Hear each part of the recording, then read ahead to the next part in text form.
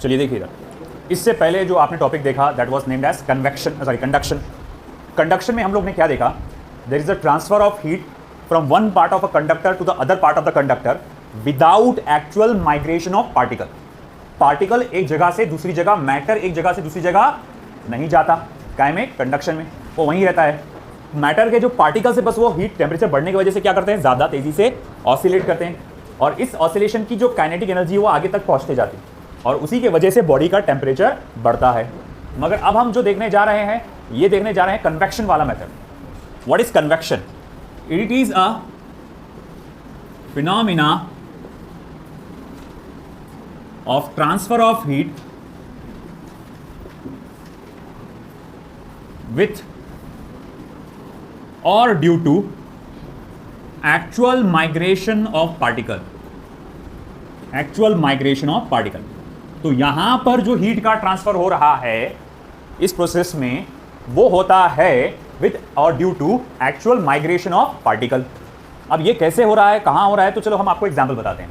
मगर एग्जाम्पल में बढ़ने से पहले मैं आपको बता दूं कि कन्वेक्शन को आप दो तरह से क्लासिफाई कर पाते हैं। Types of convection. कन्वेक्शन दो टाइप के होते हैं। नंबर वन, एक होता है free convection, sorry natural convection, free बोल रहा है, नेचुरल भी, फ्री भी बोल सकते हैं, but natural convection, natural convection. और दूसरा होता है फोर्स्ड कन्वेक्शन, नेचुरल कन्वेक्शन, और दूसरा क्या होता है बेटा, फोर्स्ड कन्वेक्शन होता है। ठीक है, सबसे पहले हम लोग यहां देखेंगे नेचुरल कन्वेक्शन। ओके, तो नेचुरल कन्वेक्शन में ग्रेविटी का बहुत अहम रोल है। ये जो स्टेटमेंट में आ सकता है, in this process gravity plays a very important role, a very important role.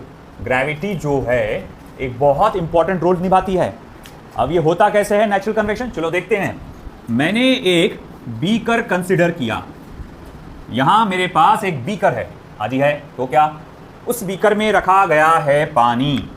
Imagine करो कि यहां पर पानी है रखा हुआ, which is at room temperature, जो कि फिलहाल रूम टेम्परेचर पे है। और यहां पे मैं उसको लगा रहा हूं आग, नीचे से मैं दे रहा हूं उसे फायर। इस फायर के वजह से पानी का टेम्परेचर बढ़ने लगेगा, मगर ओवरऑल बढ़ेगा क्या? शुरू में नहीं, शुरू में बेस के मॉलिक्यूल्स जो होते हैं, बेस के जो है पानी के मॉलिक्यूल्स या ड्रॉप्स है, उनका टेम्परेचर बढ़ेगा, तो पार्टिकल्स जो है यहाँ के उनके टेम्परेचर बढ़ेंगे। The sample of water at the bottom of the beaker है ना, उसका टेम्परेचर क्या होगा? बढ़ेगा। एज अ रिजल्ट जब भी किसी चीज़ का टेम्परेचर बढ़ता है तो क्या होता है बेटा, उसकी वॉल्यूम बढ़ती है। अगर वॉल्यूम बढ़ेगी तो क्या कम हो जाएगा? डेंसिटी, यानी वो हल्का हल्का हो जाएगा, है ना। कंपैरेटिवली ऊपर वाला जो रीजन है पानी का वो कैसा है? कोल्डर है। तो अब ये भाई टेम्परेचर ज़्यादा है, ये टेम्परेचर कम है, तो ये थोड़ा सा एक्सपांड करेगा, इसकी डेंसिटी हो जाएगी कम, ये हो जाएगा हल्का। तो यहाँ के जो हल्के मॉलिक्यूल्स है, हल्के हल्के जो मॉलिक्यूल्स है वो जाएंगे ऊपर, हल्के हल्के मॉलिक्यूल्स जाएंगे ऊपर, और जो ऊपर टेम्परेचर कंपैरेटिवली कम होने के कारण मैं मान के चलूँगा ये मॉलिक्यूल्स एक कौन कौन कितने हैं, और जो आपके डेंस जो ज़्यादा मतलब टेम्परेचर लो होने के कारण यहाँ पर डेंसिटी वाटर मॉलिक्यूल्स की कैसी हो जाएगी? ज़्यादा, और फिर वो आएंगे नीचे, क्योंकि ये भारी हो गए। भारी किस वजह से हो गए? क्योंकि इनकी डेंसिटी क्या हो गई? ज़्यादा हो। फिर क्या हुआ, जब ये नीचे आए इनको फिर से क्या मिला? हीट मिला, इनका टेम्परेचर बढ़ा, टेम्परेचर बढ़ने की वजह से इनकी क्या हुई? डेंसिटी कम हुई, फिर से वो पार्टिकल्स हल्के हो गए और वो ऊपर चले गए। ऊपर का टेम्परेचर इसके मुकाबले कैसा है? कम है, तो वो वापस भारी हो गए, डेंसिटी बढ़ गई तो वापस नीचे आ गए, और ये साइकिल चल रहा है, माइग्रेशन ऑफ पार्टिकल चल रहा है। वो गर्म पार्टिकल्स ऊपर जा रहे हैं, ठंडे पार्टिकल्स नीचे आ रहे हैं, फिर से गर्म पार्टिकल ऊपर जा रहे हैं, फिर से ठंडे पार्टिकल्स नीचे आ रहे हैं, और यहाँ देखो आप लगातार क्या हो रहा है? माइग्रेशन ऑफ हीट या migration of energy, heat energy हो रही है। तो इस तरह का प्रोसेस जो कहलाता है नेचुरल कन्वेक्शन कहलाता है। अब मुझे एक बात बता, क्या ये पानी के मॉलिक्यूल्स को किसी ने फोर्स किया क्या? ढकेला गया ऐसा नीचे जा, तो नीचे जा? हम ऐसे ग्रेविटी ने तो खींची थी, ग्रेविटी ने इन मॉलिक्यूल्स को खींची थी, भारी हो गए थे ना, वही तो बोला gravity plays an important role. मगर ये मॉलिक्यूल्स को किसी ने हाथ से ऊपर लौटा क्या? किसी मशीन से ऊपर लौटा क्या? नहीं, अपने आप नेचुरली गए ना ये, इसीलिए इस प्रोसेस को क्या कहा गया है? नेचुरल कन्वेक्शन कहा गया है। आई बात समझ में? चलो मैं शॉर्ट में इसी प्रोसीजर को लिखाने की कोशिश करता हूं। तो मैं लिखूंगा इन दिस प्रोसेस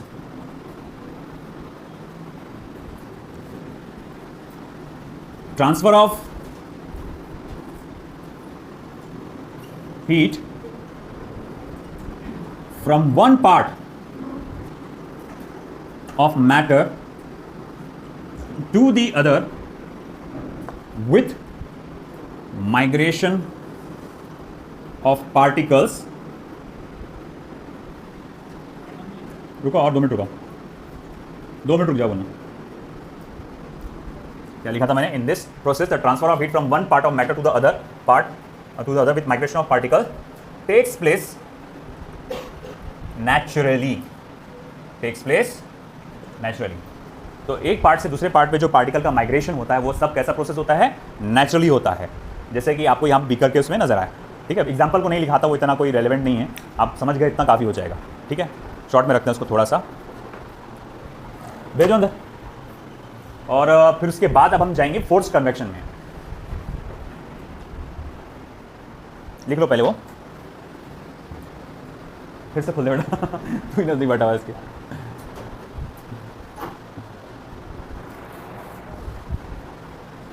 और क्या बाकी के? चलो जल्दी, दरवाजा बंद कर। तो यहां जो माइग्रेशन ऑफ पार्टिकल होता है from one part of the other part with वो नेचुरली होता है। अब हम यहां पर क्या देखेंगे? फोर्स्ड कन्वेक्शन देखेंगे।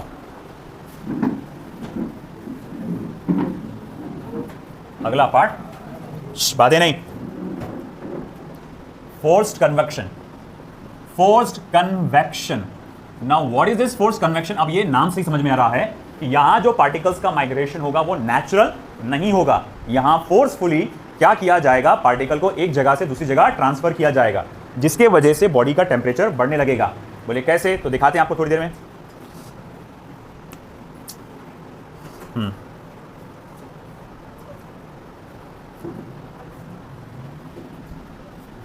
In forced convection, particles are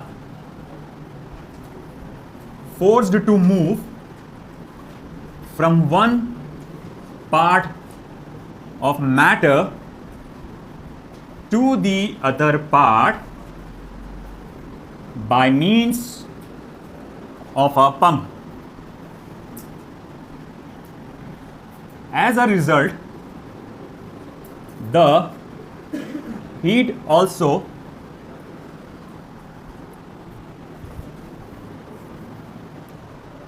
gets transferred with the matter. As a result, heat also gets transferred with the matter. ठीक है। अब ये कहाँ होता है? इसका बेहतरीन एग्जाम्पल है आपका ह्यूमन जो ब्लड का सप्लाई सिस्टम है वो। जैसे कि आप देखो, बॉडी का एक ऑलरेडी नेचुरल टेम्परेचर होता है ना? ऑलरेडी बॉडी का एक नेचुरल टेम्परेचर हो जाता है। जब इंसान मर जाता है उसकी बॉडी ठंडी हो जाती है कि नहीं? बट अगर आप नेचुरली है, जिंदा है, आप सो रहे हैं इत्मीनान से, आपकी बॉडी को अगर कोई हाथ ऐसा लगा के हल्का सा उसके अंदर टेम्परेचर होता ही है। अब यहाँ पर बॉडी में ये टेम्परेचर मेंटेन कैसे रह जा रहा? तो देखो, ये सब खेल है सर्कुलेटरी सिस्टम का। हमारा जो हार्ट है वो क्या कर रहा है?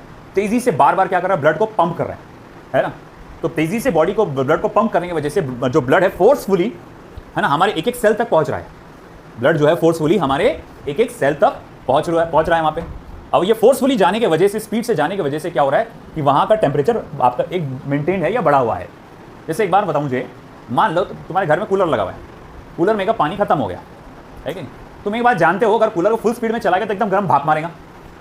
तुम बोले अरे रहने पर बंद कर, उससे अच्छा है ना, आप ये बोल देंगे। अगर एटलीस्ट वो हल्की स्पीड से चल रहा तो आपको हवा आएगी, हल्की सी गर्म हवा आएगी। मगर अब तुम ये सोचो, अगर मैं इसको 2 मोड में चला रहा हूँ, एक स्लो मोड में और एक फास्ट मोड में, मुझे मालूम है कि फास्ट मोड में वो क्या देगा? ज़्यादा गर्म हवा फेंकेगा। हालांकि उसके आजू बाजू का टेम्परेचर तो वही है ना, सराउंडिंग टेम्परेचर बदल गया क्या? स्लो करने से सराउंडिंग टेम्परेचर बदल जाता क्या? नहीं, मगर कंपैरेटिवली आपको कम हीट फील होती है। वो क्यों हुआ ऐसा? क्योंकि जब आपने इस तरह से आपने जब स्पीड बढ़ाए तो वो जो काइनेटिक एनर्जी बढ़ी पार्टिकल्स की, काइनेटिक एनर्जी वही रिस्पॉन्सिबल है ज़्यादा से ज़्यादा हीट जनरेट करने के लिए, क्योंकि हीट क्या is a form of energy. तो वही जो काइनेटिक एनर्जी आपको फील हो रही है पार्टिकल्स की, अब काइनेटिक एनर्जी ज़्यादा, इसका मतलब आपका हीट ज़्यादा। और उसी को मेंटेन करने के लिए, ठंडा रखने के लिए अपन क्या करते हैं? आजू बाजू से पूरी टाटियाँ लगाते हैं, उसमें घास लगाते हैं कि भैया पानी आते रहे ताकि वो गर्म हवा ना फेंके अपने को, है ना? तो वही हुआ इसी तरह से कि अगर आपका जो हार्ट है वो तेज़ी से जब पंप करता है ना, तो इसी तरह से आपके बॉडी के अंदर जो है गर्माहट वो बनी रहती है। इसी तरह से आपका हीटर भी वही प्रिंसिपल पे काम करता है ना? आपका हेयर ड्रायर होगा घर पे, है ना, हेयर ड्रायर, अगर हेयर ड्रायर से आप बाल सुखा रहे हैं, जल्दी उसमें 3 मोड रहते हैं, है ना। अब 3 मोड उसमें देखे होंगे, फर्स्ट सेकंड थर्ड, एकदम थोड़ा सा एक मॉडरेटर, एक उसमें एक बटन आता है, उसको कूल मोड बोलते हैं। उसको आप दबा के ऐसा रखें तो मतलब गर्म हवा नहीं आती उसके अंदर, है ना। मगर उसको दबा के रखने के बावजूद हल्की फुल्की गर्म तो होती है हवा फिर भी, क्योंकि हवा फोर्सफुली आ रही है ना बाहर, तो हल्का फुल्का गर्माहट होता ही है। अब वो हल्का फुल्का गर्माहट कहाँ से आ गया as compare to the surrounding temperature? बोले वो आपकी हवा जो तेज़ी से आ रही ना, उसकी वजह से गर्माहट बढ़ गई। फिर बाद में सोने पर सुहागा आप क्या करते हैं, उसको अलग अलग मोड में सेट करते हैं। अगर मैं हाईएस्ट मोड पे सेट करेंगे तो उसके अंदर एक क्या रहता है, एक मतलब थोड़ा सा एक कॉइल रहता है जो गर्म हो जाता, तो उसकी भी हीट आ जाती, फिर उसके बाद वो आगे की बात है। मगर आपने देखा कि जो जनरल है, आप जनरल मोड पर भी अगर हेयर ड्रायर को आप चलाते हैं तो वो भी आपको क्या दे रहा है, गर्माहट दे रहा है। वो क्यों? क्योंकि तेज़ी से उसमें हवा चल रही है, तो ये एक फोर्स उसका रहा। इसी तरह से क्या होता है, ये काफ़ी जगह पे, जैसा कि आपके जो गाड़ियों में, कार्स में, ऑटोमोबाइल्स में जो कूलिंग सिस्टम होता है वो भी इसी तरह काम करता है। ऑयल जो सब गर्म हो जाता है, सारी चीज़ें, उसको फोर्सफुली आप क्या करते हैं, दूसरी जगह पुश करते हैं, या फिर जो कूलेंट होता है उसको फोर्सफुली आप इंजन के मतलब आसपास जहाँ पर भी गर्माहट को एब्जॉर्ब करना वहाँ पुश करते हैं, फिर वो कूलेंट आपकी हीट को एब्जॉर्ब करता है। तो इन शॉर्ट बेसिकली आपने क्या देखा यहाँ पर कि फ्री कन्वेक्शन में क्या होता है, पार्टिकल्स का माइग्रेशन कैसा होता है, नेचुरल होता है, मगर फोर्स कन्वेक्शन में पार्टिकल्स का माइग्रेशन कैसा होता है, फोर्सफुली होता है। ये बेसिक आपको डिफरेंस याद रखना है बस। कन्वेक्शन पे मुझे नहीं लगता ऐसा कोई सवाल आता है करके आएगा करके कुछ ऐसा। एक ड्राई पार्ट है ये, बहुत हमारा मेन आगे का जो पार्ट है वो काफ़ी ज़्यादा इंपॉर्टेंट है, दैट इज रेडिएशन। इधर का हो गया लिखना सभी का आपका, जल्दी लिखो।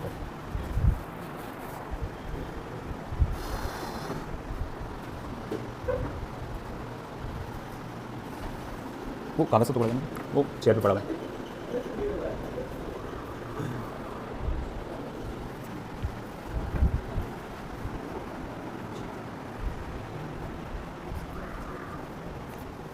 चलो हुआ।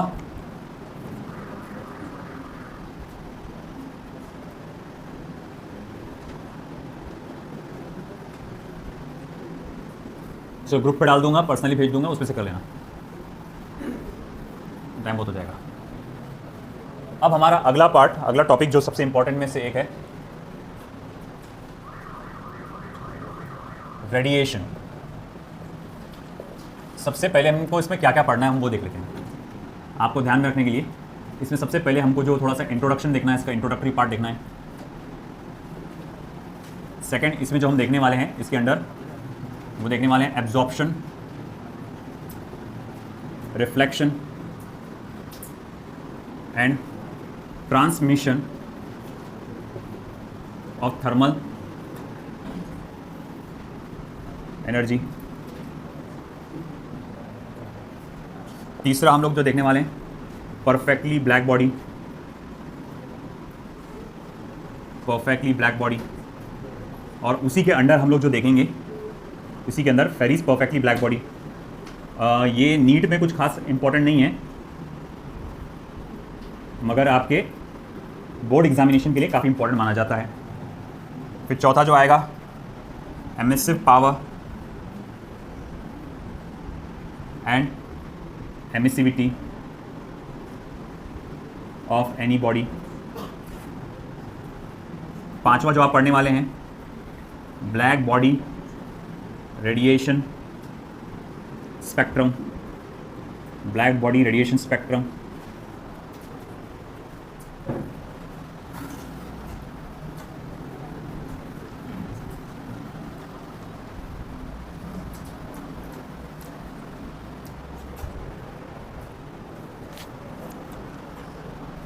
ठीक है, फिर उसके बाद सिक्स्थ हम लोग जो पढ़ेंगे, वेन्स डिस्प्लेसमेंट लॉ। फिर सेवेंथ जो हम लोग पढ़ने वाले हैं, किरचॉफ्स लॉ ऑफ रेडिएशन।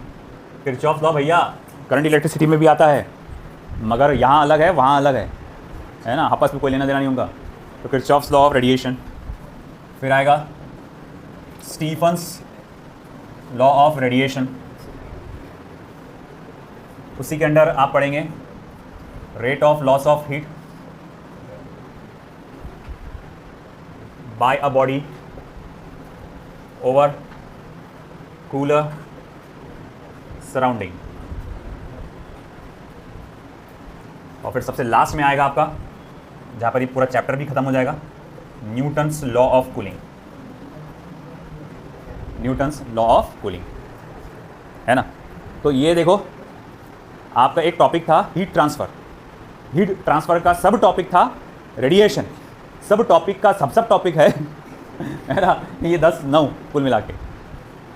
समझ में आ रहा है? ये ट्री डायग्राम पूरा याद रखो, किसमें क्या पढ़ रहे हैं आप, ये पूरा अच्छे समझ में आना चाहिए। चैप्टर का पूरा ट्री डायग्राम आपके दिमाग में होना चाहिए कि कौन से टॉपिक का पार्ट है ना। पहले तो आपने थर्मल प्रॉपर्टीज ऑफ मैटर में पढ़ा। थर्मल प्रॉपर्टीज ऑफ मैटर में आप देख रहे हैं मेन टॉपिक जो हीट ट्रांसफर का देख रहे हैं। हीट ट्रांसफर में आपने देखा 3 तरीके से, कंडक्शन, कन्वेक्शन, रेडिएशन, ये सब टॉपिक थे। कंडक्शन कन्वेक्शन हो गया, अब आया रेडिएशन। अब वो रेडिएशन खुद एक सब टॉपिक है। अब उस सब टॉपिक के और भी कई सारे सब टॉपिक आ गए, ये सारे के सारे। तो ये सारी चीज़ें उसमें पढ़ना है। क्या क्या देख लो अच्छे से। Introduction, absorption, reflection and transmission of thermal energy, perfectly black body, और इसके बाद उसी के अंदर आएगा पेरिस परफेक्टली ब्लैक बॉडी, है ना। हालांकि यहाँ से एक अलग टाइटल बना के दिया हुआ है एनसीईआरटी में, उसके हिसाब से डालूंगा मैं। फिर ये है emissive power and emissibility of any body, black body radiation spectrum, Wien's displacement law, Kirchhoff's law of radiation, Stefan's law of radiation. उसी के अंदर एक और आता है पार्ट आपका, rate of loss of heat by a body over cooler surrounding, और एक है फिर न्यूटन्स लॉ ऑफ कूलिंग। आया समझ में? न्यूटन फिर आया, है ना। अरे छोड़ता नहीं पीछे, वो बहुत जगह आएगा उसका न्यूटन का। दिमाग में बना के रखो, पूरा लिस्ट लिख लो ये क्या क्या पढ़ने वाले इसके अंदर आप।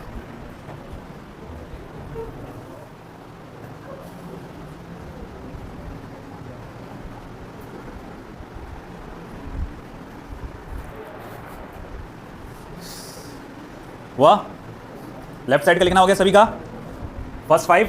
चलिए फिर हम बढ़ते हैं आपके इंट्रोडक्शन की तरफ इसके। अब देखो यहाँ पे रेडिएशन क्या चीज़ है और उसकी ज़रूरत क्यों पड़ी हमको स्टडी करने की, क्या इंपॉर्टेंस है इसका, हम लोग चलो देखते हैं। इंपॉर्टेंस उसका ऐसा है कि देखो हीट जब ट्रांसफर करते हैं, इससे पहले जो आपने 2 मेथड पढ़े थे, कंडक्शन और कन्वेक्शन पढ़े थे। कंडक्शन और कन्वेक्शन का प्रॉब्लम ये है कि उनको हीट को ट्रांसफर करने के लिए मीडियम ज़रूरी है। बिना मीडियम के वो हीट ट्रांसफर नहीं कर सकते। अगर मैं बोलूँगा 2 बॉडीज़ है, एक हॉट ऑब्जेक्ट है, कोल्ड ऑब्जेक्ट है, और हॉट ऑब्जेक्ट और कोल्ड ऑब्जेक्ट के बीच में एक थोड़ा सा स्पेस है, और उनके बीच में सिर्फ और सिर्फ वैक्यूम है। क्या है? वैक्यूम है। तो अब हीट हॉट बॉडी से कोल्ड बॉडी तक पहुंच जाती है। अब सवाल उठा कि ये कैसे पहुंची, कौन सा मेथड था, क्या वो कंडक्शन था? तो नहीं। क्या वो कन्वेक्शन था? तो नहीं। ये रिस्पॉन्सिबल नहीं थे, तो कौन रिस्पॉन्सिबल था? रेडिएशन रिस्पॉन्सिबल था। अरे भाई सिंपल सी बात है ना। अब सूरज की रोशनी आ रही है ना, और सूरज की जब रोशनी आ रही है आपके अर्थ तक पहुंचती है, सन से अर्थ तक बीच में क्या है? कुछ भी नहीं है, खाली वैक्यूम है। फिर भी इतना बड़ा डिस्टेंस होने के बावजूद इंस्टेंटेनियसली एकदम तेजी से क्या होता है? हीट आ जाती है अपने पास, बिल्कुल लाइट की स्पीड से हीट ट्रैवल करती है। बोले ऐसा क्यों, क्या कारण है ऐसा इसके पीछे का? क्योंकि यहाँ जो हीट है अपने एक फॉर्म में आ रही है which is called as electromagnetic waves, है ना। इसके बारे में डिटेल में आप एनसीईआरटी 12 में पढ़ने वाले हैं, मगर अभी का सिर्फ उसके लिए नाम काफ़ी है, थोड़ा बहुत इंट्रोडक्शन काफ़ी है। तो हम यहाँ देखते हैं कि हीट जो आती है इन the form of electromagnetic waves आती है। ये बात याद रहेगी। तो मैं बोलूँगा ठीक है भाई, फिर रेडिएशन हुआ क्या? तो मैं बोलूँगा रेडिएशन को आप ऐसा डिफाइन कर सकते हैं, it is a form of transfer of heat, it is a form of transfer of heat from one body या from hotter body to the cooler body or surrounding in the form of electromagnetic waves is called as radiation. इसको हम लोग क्या कहते हैं बेटा? Radiation कहते हैं। Is form of mode of transfer of heat, है ना, in the form of electromagnetic radiation is called as electromagnetic waves is called as radiation. ठीक है। अब ऐसा है कि जैसे ही आपने कहा इलेक्ट्रोमैग्नेटिक वेव्स, तो अगर आपको हल्की सी नॉलेज होगी इलेक्ट्रोमैग्नेटिक वेव्स की, तो भैया आप उसके बारे में बहुत कुछ लिख सकते हैं। तो मैं यहाँ कुछ उसकी प्रॉपर्टीज़ के तौर पर लिख लेता हूँ, रेडिएशन की प्रॉपर्टीज़ के तौर पर। ठीक है, क्या प्रॉपर्टीज़ आएगी इसकी? देखो 2-3 प्रॉपर्टीज़ हम लिखेंगे, ज़्यादा डिटेल में नहीं जाएंगे। ठीक है। सबसे पहली प्रॉपर्टी तो it does not require any medium to travel. मतलब रेडिएशन जो है मीडियम पर डिपेंड नहीं करता, बिना मीडियम के भी वो ट्रैवल कर सकता है। दूसरा, in vacuum it travels with the speed of light. Vacuum में वो स्पीड ऑफ लाइट से ट्रैवल करेगा। कितनी? दैट इज 3 × 10⁸ मीटर पर सेकेंड। इतनी स्पीड से वो ट्रैवल कर जाएगा। तीसरा पॉइंट क्या लिखेंगे आप उसके बारे में? This is the fastest mode of heat transfer. Fastest mode of heat transfer. Heat transfer का ये सबसे फास्टेस्ट मोड है। Since the thermal radiation is a form of electromagnetic wave, क्योंकि ये जो थर्मल रेडिएशन यानी हीट जो आ रही है ये एक फॉर्म ऑफ इलेक्ट्रोमैग्नेटिक वेव है. It comprises of electric field and magnetic field which are mutually perpendicular to each other and also to the direction of propagation and also to the direction of propagation. Dickey खोलो, उसमें से कपड़ा ना जाए.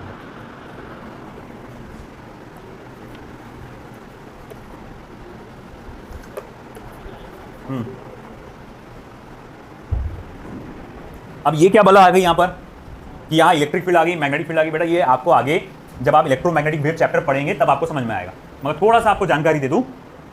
Electromagnetic wave में electric field भी होती है, मैग्नेटिक फील्ड भी होती है. इमेजिन करो कि इलेक्ट्रिक फील्ड ऐसे ऑसिलेट करते जा रही है. अब आप देख रहे हैं ना वाई एक्सिस पे, और मैग्नेटिक फील्ड ऐसे कहाँ पे, जेड एक्सिस पे. तो इस तरह से दोनों आगे बढ़ते हैं. इलेक्ट्रिक फील्ड वाई एक्सिस पे, एक्स वाई प्लेन में, और ये आपके एक्स जेड प्लेन में, और दोनों कहाँ बढ़ रहे हैं, एक्स एक्सिस की तरफ. तो देखो इलेक्ट्रिक फील्ड का vibration Y axis, magnetic field का वाइब्रेशन जेड एक्सिस, और कहाँ बढ़ रहे हो, एक्स एक्सिस पे. तीनों चीज़ें आपस में परपेंडिकुलर है. That's it. वही लिखा हुआ है चौथे पॉइंट में, वही लिखा हुआ है वहां पे चौथे पॉइंट. लिख लो पूरा.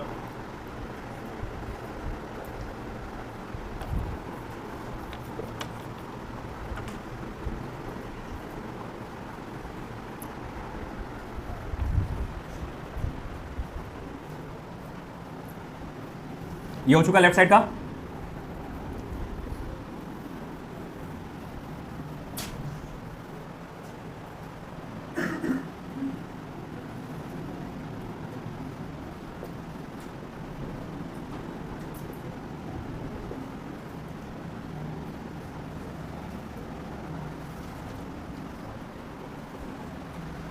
Absorption, reflection and transmission of heat.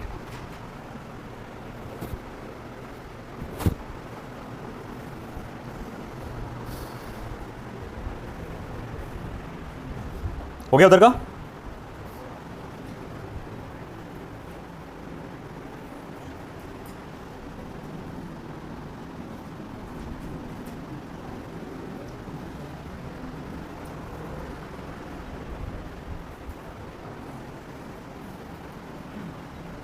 तो जल्दी करो, स्पीड बढ़ाओ.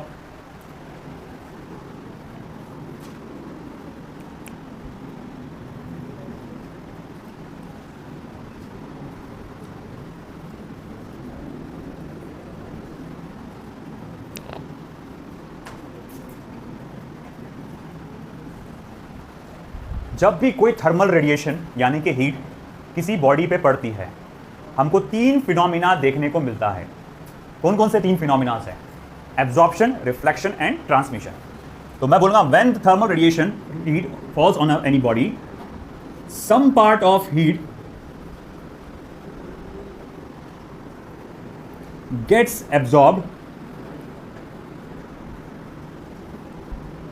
gets absorbed while some part gets transmitted while remaining part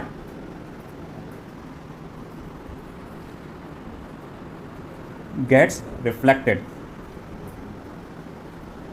तो जब भी कोई हीट या थर्मल रेडिएशन किसी बॉडी पे इंसिडेंट की जाती है तो हम देखते हैं कि उसका कुछ हिस्सा एब्जॉर्ब होता है, कुछ हिस्सा रिफ्लेक्ट होता है, तो कुछ हिस्सा ट्रांसमिट भी हो जाता है.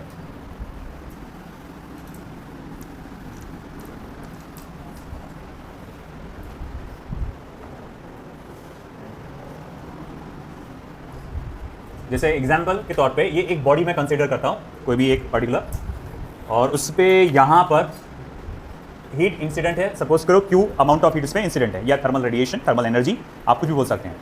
उसमें से क्या होगा, कुछ हीट क्या हो गई यहां पर एब्जॉर्ब हो गई, कुछ हीट क्या हो गई ट्रांसमिट हो गई, आर पार चले गई, है ना, और कुछ हिस्सा क्या होता है, रिफ्लेक्ट हो जाता है, remaining part, some part of heat got absorb, some part got transmitted and the remaining part got reflected, है ना। तो मैं यहां बोलूंगा लेट कैपिटल क्यू क्या है, amount of heat incident on any body, Q A क्या है, amount of heat absorbed by that body, Q R क्या है, amount of heat reflected by that body, और क्यू टी क्या है, amount of heat transmitted by that body. तो आपने heat कितनी इंसिडेंट की है, कैपिटल क्यू, उसमें से कितनी हीट एब्जॉर्ब हुई, क्यू ए, कितनी हीट रिफ्लेक्ट हुई, क्यू आर, कितनी हीट क्यू ट्रांसमिट हुई, क्यू टी। अब देखो कई लोग क्या करते हैं, ट्रांसमिशन और एमिशन के बीच में फर्क नहीं कर पाते। ट्रांसमिशन और एमिशन में बहुत बड़ा फर्क है। ट्रांसमिशन क्या होता है कि बिना लिए सामने वाले को ट्रांसफर कर देना, बिना अपने पास कुछ भी रखे सामने वाले को ट्रांसमिट कर देना। जैसे फॉर एग्जाम्पल प्योर ग्लास एक बहुत अच्छा ट्रांसमीटर है, यानी कि अगर मान लो एक दीवार है जो पूरे प्योर ग्लास से बनी है, बाहर धूप पड़ रही एकदम, और तुम यहाँ बैठे, तुम पर धूप पड़ रही है, तुमको फुल चटके बैठेंगे, जो अभी फील हो रहे हैं, है ना, तो तुमको फुल चटका बैठेगा धूप का। मगर जब तुम ग्लास को ऐसा हाथ लगा के देखेंगे, आइडियली ये थ्योरेटिकल है, प्रैक्टिकल नहीं, मगर जब तुम ग्लास को ऐसा हाथ लगा के देखेंगे तो वो उतना गर्म नहीं रहेगा, वो एक नॉर्मल टेम्परेचर पे रहेगा। अब आप बोलेंगे यार गर्मी यहाँ तक तो पहुँच गई, है ना, ग्लास क्यों गर्म नहीं हो रहा, वो तो उसको दे रहा, आर पार कर दे रहा, क्योंकि हम कहते हैं ग्लास क्या कर रहा है, उसको ट्रांसमिट कर रहा है ना, हीट को क्या कर रहा है, वो ट्रांसमिट कर रहा है। वहीं आप इमेजिन करो कि जब आप गाड़ी के ऊपर जा रहे हैं बाहर, कुछ ब्लैक ड्रेस पहन के, ब्लैक कपड़े पहन के, ब्लैक ड्रेस पहन के जा रहे हैं, तो अब क्या होता है कि ब्लैक कपड़े जो होते हैं वो क्या करता है, पहले हीट को एब्जॉर्ब कर लेता है, खुद गर्म हो जाता है, और फिर वो बाद में क्या करता है, हीट को इमिट करता है अपनी बॉडी पर। और इसी वजह से जब ब्लैक ड्रेस पहन के अपन बाहर जाते हैं गर्मी के मौसम में, ज़बरदस्त गर्माहट फील होती रहती है ना। तो ये भी एक रीज़न है। अगर आपने नोटिस किया होगा, कोई ब्लैक कलर का जो भी एक कहा जाएगा, एक मेटल का ऑब्जेक्ट रख दो कहीं बाहर धूप में, अभी रख दो थोड़ी देर के लिए बाहर, फिर उसको हाथ लगा कर देखो, चट चट के मारेगा वो, है कि नहीं। उसके आसपास भी अगर थोड़ा सा आप हाथ रखेंगे हल्की सी, तो गर्माहट फील हो जाएगी आपको। तो ऐसा क्या हुआ, तो आपके इस जो ब्लैक कलर का जो मेटालिक ऑब्जेक्ट उसने क्या किया, उसने पहले हीट एब्जॉर्ब किया, खुद का भी टेम्परेचर बढ़ाया, और फिर बाद में उसने हीट क्या करा, इमिट किया। तो ये एब्जॉर्ब करके एमिशन करना एक अलग चीज़ होती है। ट्रांसमिशन में क्या होता है कि वो हीट अपने पास रखता नहीं, वो डायरेक्टली ट्रांसफर कर देता है। तो ये फर्क जानना। तो हुआ क्या यहाँ पर, जो आपने हीट इंसिडेंट किए थे उसमें से कुछ एब्जॉर्ब हुआ, कुछ रिफ्लेक्ट हुआ, कुछ ट्रांसमिट हुआ। तो मैं यहाँ लिख सकता, देखो Q is equal to Q A plus Q R plus Q T, equation number 1। Capital Q है the amount of heat incident, Q A क्या है, हीट एब्जॉर्ब, क्यू आर क्या है, heat reflected, and Q T क्या है, heat transmitted. अब capital Q से इस इक्वेशन को डिवाइड कर डालो, तो मैं यहाँ लिख सकता, therefore Q A upon capital Q plus Q are upon capital Q plus Q T upon capital Q। अरे भैया Q तो उधर चला गया, यहाँ क्या बच गया, 1 बच गया। हाँ चलो ठीक है भाई, मान लिया। अब यहाँ पर ये जो क्यू ए अपॉन क्यू है, ये क्या चीज़ है, तो मैं यहाँ पर बताऊंगा आपको।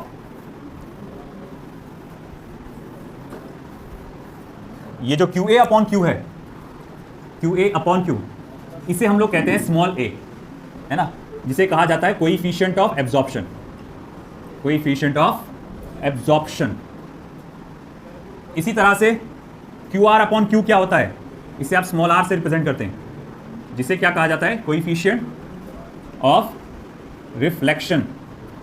और क्यू टी अपॉन क्यू क्या है, जिसे आप स्मॉल टी से रिप्रेजेंट करते हैं, इसे कहा जाता है coefficient of transmission, coefficient of transmission.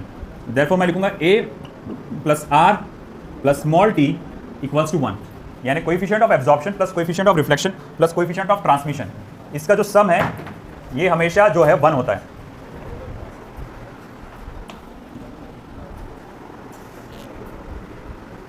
तो इसका जो सम है ये हमेशा क्या होगा बेटा, 1 ही होगा। आई बात समझ में। अब कोएफिशिएंट ऑफ एब्जॉर्प्शन क्या है, it is nothing but the ratio of amount of heat absorb to the amount of heat incident. भैया हमने तुमको इतनी हीट दिए थे, कितनी दिए थे, कैपिटल Q, उसमें से तुमने कितना एब्जॉर्ब किए, तो वो जो नंबर बताएगा वो बताएगा कोएफिशिएंट ऑफ एब्जॉर्प्शन। आया समझ में।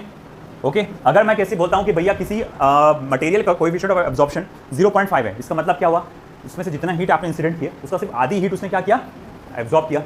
हम लोग कहेंगे भैया ठीक है किसी मटेरियल का कोएफिशिएंट ऑफ एब्जॉर्प्शन 0.25 है, इसका मतलब आपने जितनी हीट इंसिडेंट की उसमें से 25% यानी 1/4 उसने हीट एब्जॉर्ब किया।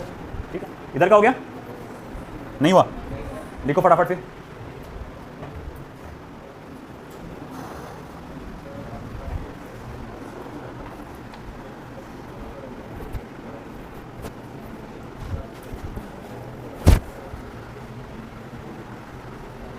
पानी देना।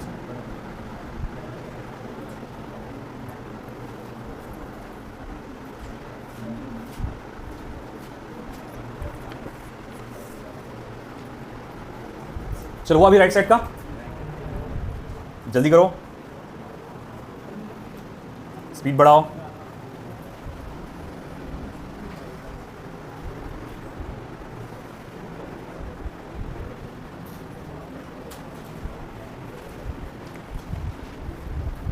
तो एक क्वेश्चन आ रहा हमारे सामने, what is coefficient of absorption.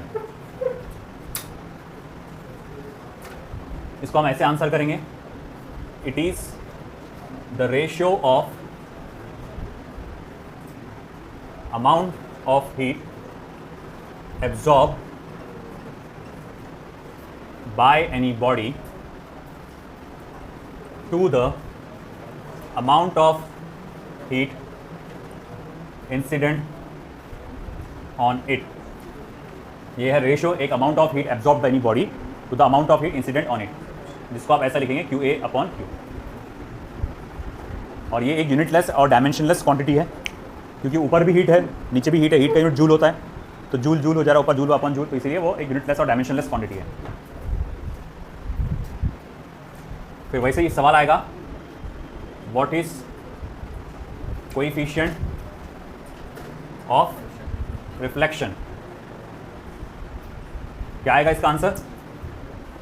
It is the ratio of amount of heat, अरे भाई बातें बाद में, coefficient of it is the ratio of amount of heat reflected upon any by any body to the amount of heat incident on it. और कोई इसके बाद आएगा वैसे ही एक और क्वेश्चन आएगा, what is coefficient of transmission. तो इसका क्या आंसर आएगा फिर? It is the amount of heat transmitted by any body to the amount of heat incident on it. आया समझ में?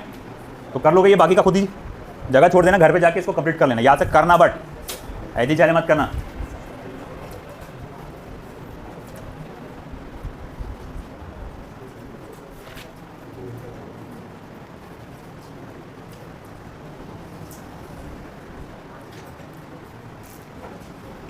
फिर नोट करके कुछ बातें लिखना है आपको। Point number 1, a body through which thermal radiation can transmit is called as diathermous body. Is called as diathermous body. एक ऐसी बॉडी जिसमें से थर्मल रेडिएशन पास हो सकता है, उसको क्या बोलते हैं? Diathermous body. A body through which thermal radiation cannot be transmit is called as athermous body, है ना। एक ऐसी बॉडी जिसमें से हीट ट्रैवल नहीं हो सकती, जैसे आपका आयरन, कॉपर, एल्यूमिनियम के जो मेटल के जो भी ऑब्जेक्ट्स रहेंगे वो डायथर्मस बॉडी है, उसमें से हीट ट्रैवल हो सकती है। प्लास्टिक, वुड, रबर, है ना, ये सारे के सारे क्या है? ए थर्मस बॉडी है, उसमें से हीट ट्रैवल नहीं होती। ये टर्मिनोलॉजीज का यूज़ हो सकता है, इसे लिख के रखो। इधर का हो गया।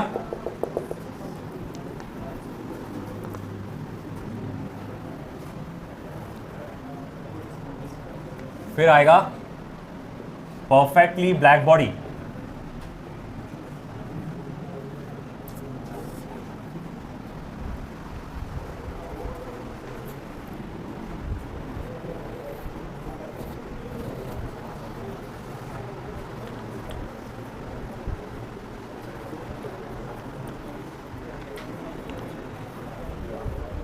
Let's see what is perfectly black body।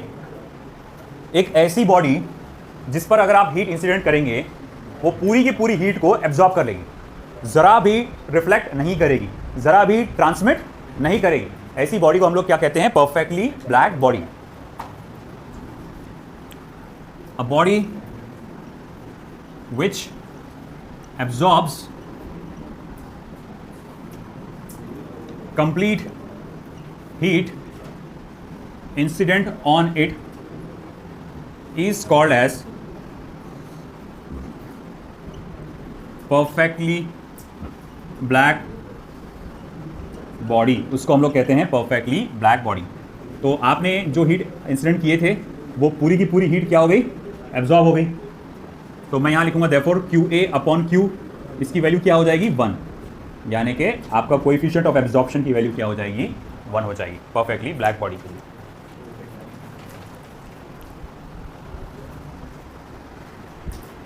ठीक है, इधर का हुआ, जल्दी करो।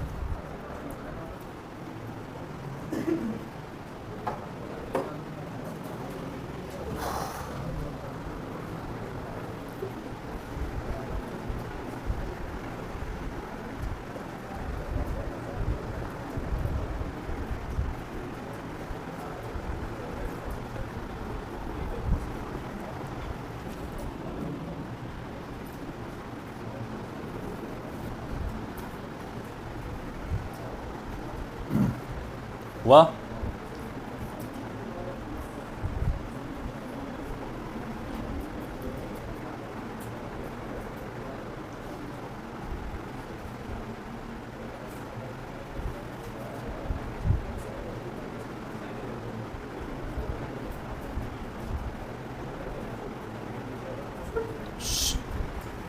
इधर का हो गया?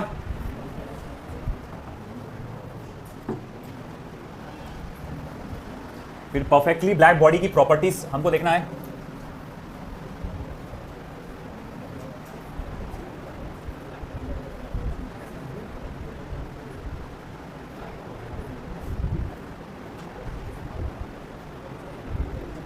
Number 1, it absorbs complete heat incident on it. उस पर जितनी भी हीट आप इंसिडेंट करते हो वो पूरी की पूरी क्या कर लेता है? एब्जॉर्ब कर लेता है। It's coefficient of absorption is 1। It's coefficient of absorption is 1, that is small a की वैल्यू यहां पर 1 होती है। अब देखो यहीं से पता चला कि आपने जो हीट भेजे थे वो पूरी की पूरी एब्जॉर्ब हो गई। कितनी भेजे थे आपने? Capital Q। अब वही पूरी की पूरी क्या हो गई? एब्जॉर्ब हो गई। तो capital Q is equal to QA बोल सकता हूं मैं, और कैपिटल Q इधर लेके आ जाऊंगा तो क्या बचेगा? 1। तो QA upon Q equal to 1, मगर QA अपॉन Q तो क्या होता है? कोएफिशिएंट ऑफ एब्जॉर्प्शन होता है, तो इसीलिए वहां पर बना गया कोएफिशिएंट। तीसरा, it's coefficient of reflection and transmission is 0। Coefficient of reflection and transmission जो है वो कितना है बेटा? 0 है ना, क्योंकि पूरा तो उसने हीट एब्जॉर्ब कर लिया पूरा का पूरा। तो रिफ्लेक्शन और ट्रांसमिशन कितने का हुआ होगा? कुछ भी नहीं हुआ होगा, 0 हुआ होगा। ठीक है, perfectly black body is a good emitter. Perfectly black body is a good emitter. वो एक अच्छा एमिटर भी है। कोई भी चीज़ जो जितनी अच्छी एब्जॉर्बर है वो उतनी अच्छी एमिटर भी है। अगर वो ज़्यादा से ज़्यादा हीट एब्जॉर्ब करेगी तो वो ज़्यादा से ज़्यादा हीट इमिट भी करेगी। इसीलिए ब्लैक बॉडी का मसला है कि गर्मी के मौसम में ब्लैक कपड़े अगर आप पहन के बाहर घूमेंगे तो उसका वही इशू है, वो जितनी हीट एब्जॉर्ब करेगी उतनी हीट वो इमिट भी करेगी। इसीलिए गर्माहट भी आपको बहुत ज़्यादा फील होगी।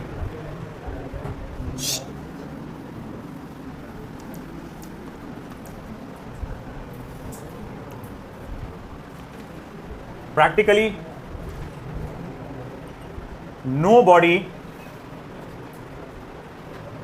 Is perfectly black. प्रैक्टिकली अगर बात करें तो कोई भी बॉडी परफेक्टली ब्लैक नहीं होती, परफेक्टली ब्लैक बॉडी नहीं होती। प्रैक्टिकली अगर बात करें, प्रैक्टिकली क्या कहता है? परफेक्टली ब्लैक बॉडी 1% भी वो हीट रिफ्लेक्ट नहीं करेगा, 1% भी हीट वो ट्रांसमिट नहीं करेगा। जितनी हीट इंसिडेंट है वो क्या करेगा? पूरी की पूरी एब्जॉर्ब कर लेगा। मगर प्रैक्टिकली स्पीकिंग ऐसी कोई बॉडी नहीं है। कहीं ना कहीं 1-8% वो रिफ्लेक्ट करता ही है, कहीं ना कहीं 1-8% वो ट्रांसमिट करता ही है। हाउएवर द नियरेस्ट अप्रोच, मगर सबसे नियरेस्ट अप्रोच जो है, the nearest approach is lamp black. वो जो लैंप की काली आती है ना, कंदिल लगाते हैं आप, जो भी लैंटर्न लगाते हैं, है ना। अब तो चलो भैया आजकल डिजिटल ज़माना है, एक ज़माने में वो कंदिल लेके घूमते थे ऐसा, जो लालटेन जिसको बोलते हैं, और उसका धुआं निकलता था बाहर, है ना, वो काली को पूरी निशान पड़ जाती थी। तो वो जो है वो परफेक्टली ब्लैक होता है।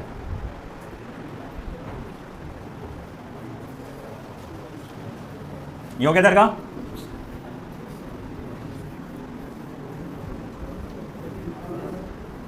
बस अभी तो बहुत बाकी है, अभी बड़ा मजा आ रहा है ना। देखो अभी ये वाला जो बात बताने जा रहा हूं मैं, इसका सिर्फ टाइटल डालो, डायग्राम बना लो, इसकी थ्योरी लिखना मत। इसकी थ्योरी मैं नोट्स जो दूंगा उसमें से एग्जाम के लिए करना तैयारी, तो उसमें ज़बरदस्ती लिखने में हम टाइम वेस्ट नहीं करेंगे, क्योंकि पहले टाइम की बहुत कमी है और टाइम का बहुत ज़्यादा बेहाल भी हो रहा है ना गर्मी से। तो फेरिस परफेक्टली ब्लैक बॉडी। अब ये फेरिस परफेक्टली ब्लैक बॉडी क्या है? देखो जैसे कि हमने कहा कोई भी बॉडी 100% ब्लैक बॉडी नहीं होती, कहीं ना कहीं वो थोड़ी बहुत हीट एब्जॉर्ब करती ही है, रिफ्लेक्ट करती ही है, ट्रांसमिट करती ही है। नहीं, हीट तो ज़्यादा एब्जॉर्ब करती, थोड़ी सी रिफ्लेक्ट, थोड़ी सी ट्रांसमिट करती है। मगर फेरिस साहब ने सोचा कि देखो भैया, मैं दुनिया का चैलेंज एक्सेप्ट करता हूँ, मैं एक ऐसी बॉडी बनाऊंगा जिसको पूरी की पूरी हीट एब्जॉर्ब करना ही पड़ेगा, वो जरी सी भी हीट को रिफ्लेक्ट या ट्रांसमिट नहीं करेगा। तो उसके लिए उन्होंने क्या करा, एक ऐसा डबल वॉल्ड स्फेरिकल शेल लिया, डबल वॉल्ड स्फेरिकल शेल लिया। यहां इसके सामने एग्जैक्ट एक ओपनिंग है, उसके एग्जैक्ट सामने एक ओपनिंग है, और ओपनिंग के सामने ही एग्जैक्ट कोनिकल अपर्चर है, कोनिकल अपर्चर।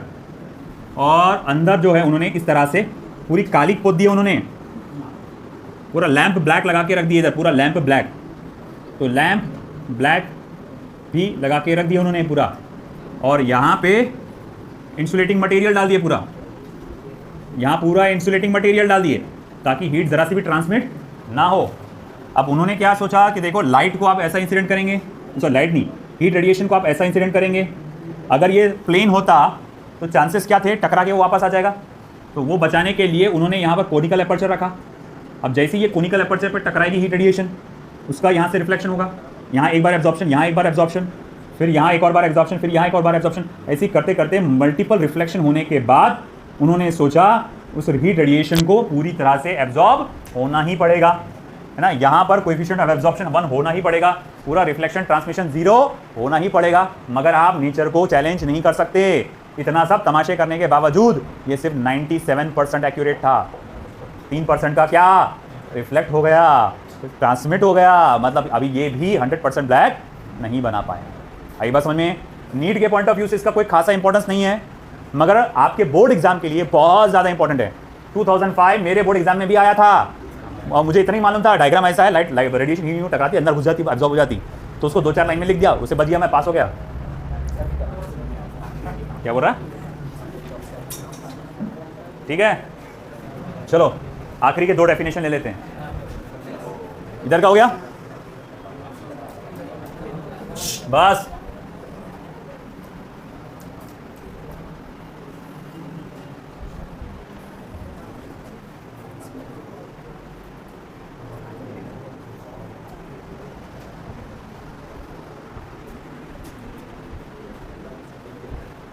तो हमारा अगला है emissive power of any body. क्या है ये एमिसिव पावर? तो emissive power of any body is, अरे भाई, अमाउंट ऑफ हीट और thermal energy emitted per unit time per unit area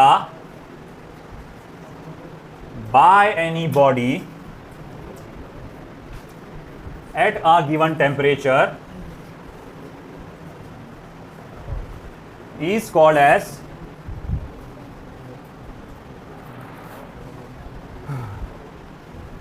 emissive power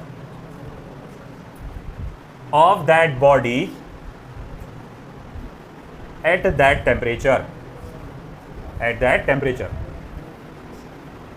ठीक है।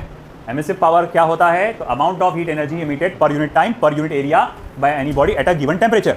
एक पर्टिकुलर टेम्परेचर पे कितनी उसकी एमिसिव, मतलब कितना हीट वो रेडिएट कर रहा है एक सेकंड में पर यूनिट एरिया में, उसे कहते हैं एमिसिव पावर। मैथमेटिकली इसको आप ऐसा लिखेंगे Q/80, amount of heat radiated per unit time per unit area. अच्छा, इसका फिर SI यूनिट क्या आएगा? तो इसका SI यूनिट आएगा जूल पर सेकेंड पर मीटर स्क्वायर, या फिर आप इसको वैट पर मीटर स्क्वायर भी बोल सकते हैं, क्योंकि जूल पर सेकंड क्या होता है? वैट होता है ना, तो उसको वैट पर मीटर स्क्वायर भी बोला जा सकता है। अब हम लोग कहेंगे इसका डायमेंशन क्या रहेगा? वैट का डायमेंशन क्या होता है? वैट होता है पावर है ना, वैट का डायमेंशन क्या होता है? m1 L2 T - 2। m square का क्या हो जाएगा? नीचे m स्क्वायर का भी L2 हो जाएगा, तो वो कैंसिल हो जाएगा, बचेगा क्या? m1 L0 T, सॉरी -3 -2 नहीं -3, m1 L2 T -3। आया समझ में? तो ये है एमिसिव पावर। नेक्स्ट ये हुआ डायग्राम।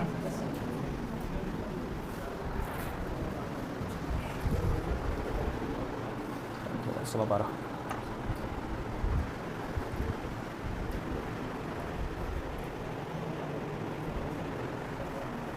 हो गया डायग्राम? जल्दी करिए।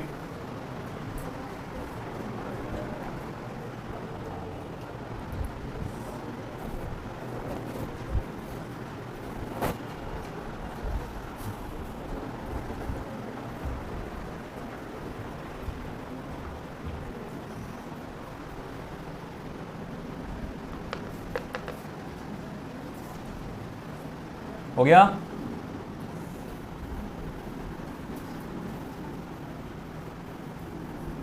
अब अगला आता है हमारा एमिसिविटी।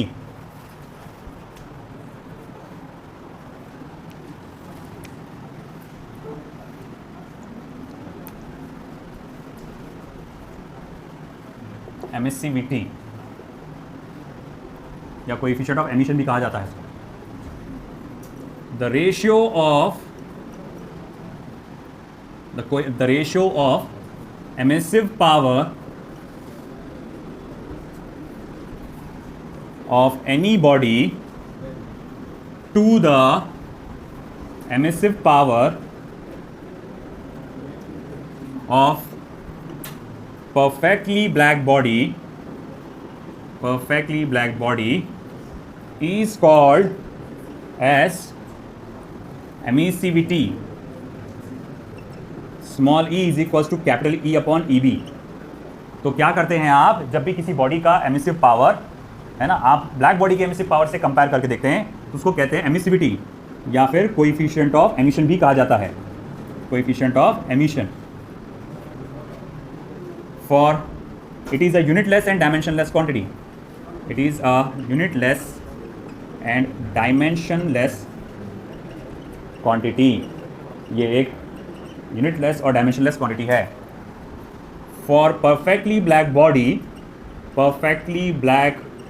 बॉडी के लिए स्मॉल ई की वैल्यू 1 होती है।